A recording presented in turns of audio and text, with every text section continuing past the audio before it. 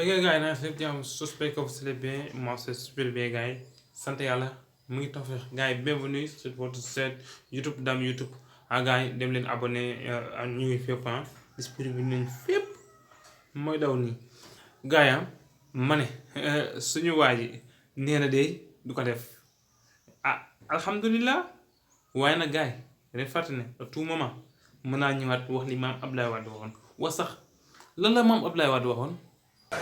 maa waxoon waxeet pour que benn werante bañ a. waaye pourtant gars yi après bi Macky waxee lii.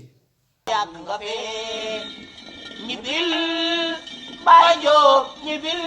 ana bureau bu yàgg boo ma gis. dégg nga leen jëli. nee naa ne man du ma waxantu si Macky Sall ne fait pas le 3e mandat man ma bàyyi politique. ah oui.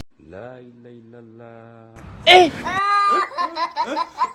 gars yi fii nii moo waroon wax waxat lii maam Abdoulaye Wade wax moo ko waroon wax parce que moo fi waxoon lii kat waaw kon ni ngeen yaakaar rek pourtant yow mi taxaw di wax naa la non du loolu bu àndoon ak ñun ñu bëgg a baax ñun ñëpp koy dem baax xanaa pour moom bu dem baax parce que ñu wax day nekk ci yoon noonu la demee.